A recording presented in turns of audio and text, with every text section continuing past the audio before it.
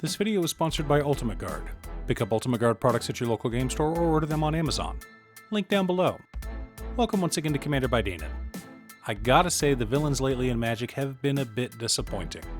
We want someone truly terrifying if we're going to be the villain at the commander table. Which is why I'm wanting to revisit our old friend, Nicol Bolas. Also, and I know it's annoying to keep hearing this, but statistically if I don't ask you to like and subscribe, the video gets fewer subscribers. Nicol Bolas the Ravager is a 4-mana 4/4 legendary Elder Dragon with flying. When he enters, each opponent discards a card. Additionally, we may pay 7 mana to exile Nicol Bolas the Ravager, and then return him to the battlefield transformed under his owner's control. But we may only do this at sorcery speed.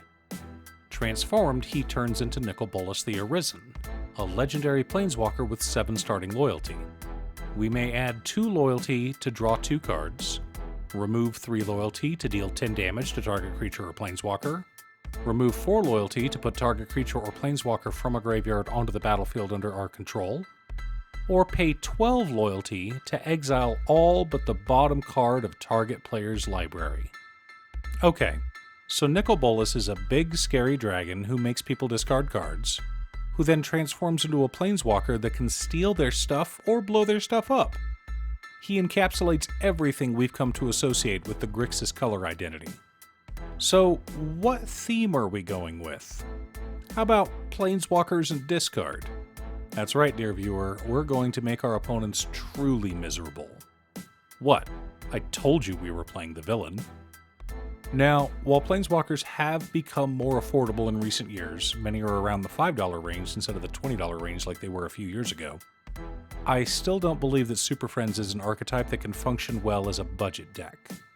There are plenty of budget decks out there, and you can even make very strong budget decks. But planeswalkers and the cards that support them are not cheap.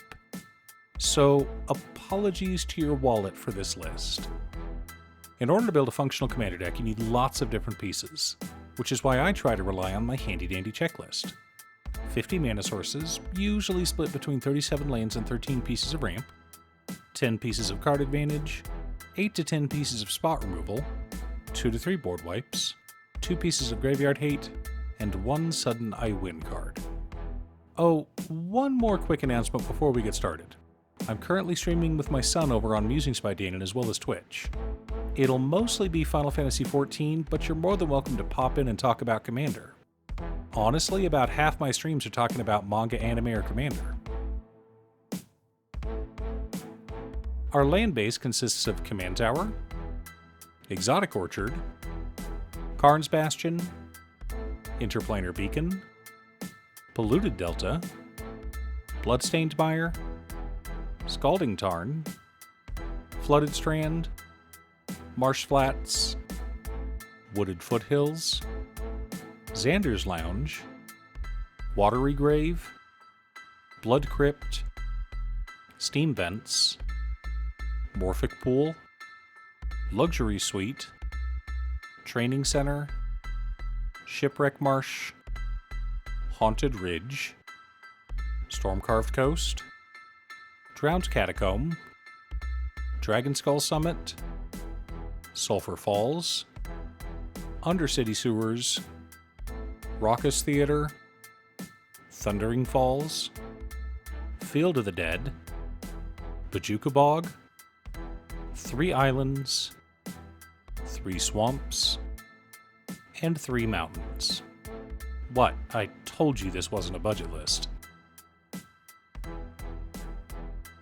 For mana ramp, we've got Tezzeret the Seeker, Sol Ring, Arcane Signet, Talisman of Dominance, Talisman of Indulgence, Talisman of Creativity, Dimir Signet, Rakdos Signet, Izzet Signet, Chromatic Lantern, Gilded Lotus, Descent into Avernus, and Relic of Sauron. Gotta love mana rocks that can draw us cards. Our card advantage consists of Vraska Betrayal's Sting, Deliver Unto Evil, Tezzeret's Gambit, Teferi Master of Time, Tezzeret Artifice Master, Obnixilis Reignited, Jace the Mind Sculptor, Teferi Temporal Pilgrim, Siphon Mind, Windfall, Rhystic Study, Demonic Tutor, and Dark Deal. Lots of ways to dig through our deck and several ways to force our opponents to discard. For interaction and spot removal, we're running Narset Parter of Veils, Ashiok Dreamrender, The Eldest Reborn, Counterspell, Negate, Bedevil, Chaos Warp, Arcane Denial, Abrade, Withering Torment, Countersquall, and Reject Imperfection. I think it's funny to have Proliferate attached to a counterspell, especially in this deck. For board wipes, we've got Blasphemous Act, Cyclonic Rift, Toxic Deluge, Damnation, and Aetherize. I know that's a lot, but it's fine. We want to protect our planeswalkers after all. The core of our deck consists of Nicol Bolas Dragon God, Nicol Bolas God Pharaoh, Nicol Bolas Planeswalker, Jace Cunning Castaway, Tezzeret Master of the Bridge, Angrath the Flamechained, Liliana of the Veil, Turgid God of Fright, Megrim, Waste Not, Painful Quandary, and Liliana's Caress. Supporting our plane, we've also got Ichor Gauntlet, Deep Glow Skate, Flux Channeler, the Chain Veil, Spark Double, Thrumming Bird, and Rowan's Talent. Now that we have our deck list, let's compare it to our checklist. 50 mana sources split between 37 lands and 13 pieces of ramp, right on target. 14 pieces of card advantage counting our commander. 12 pieces of interaction, 5 board wipes, 1 piece of Graveyard Hate in Bojuka Bog, 1 Sudden Eye win card in the Chain Veil. Okay, so the Chain Veil doesn't win us the game on the spot, but it is a key combo piece in a couple of game-ending combos. The first of which involves Jace Cunning Castaway and Nicol Bolas Dragon God. We activate the Chain Veil by paying 4 mana and tapping it, allowing us to activate each Planeswalker's ability an extra time this turn. We activate Nicol Bolas using either his own ability or Jace's ability. We don't want to draw our entire deck at the moment. Then we activate Nicol Bolas using Jace's third loyalty ability by removing 5 loyalty counters, creating 2 new copies of Nicol Bolas Dragon God. We then wind up with infinite Nicol Bolases. The other combo involving the Chain Veil is with Teferi Master of Time and Ichor Gauntlet. Additionally, for this to work, we need either 3 other Planeswalkers, or for Teferi to already have 6 loyalty counters. But either of those shouldn't be a problem with this deck. To start, we activate the Chain Veil. We then activate Teferi's first ability, drawing a card and putting a loyalty counter on him. We then activate our other Planeswalkers twice through Ichor Gauntlet, proliferating several times. We then go back to Teferi and remove 10 loyalty counters, giving us 2 extra turns. We spend the next 2 turns doing whatever we want, then activate Teferi again, taking 2 more turns. We do this as many times as we want, basically ending the game for our opponents.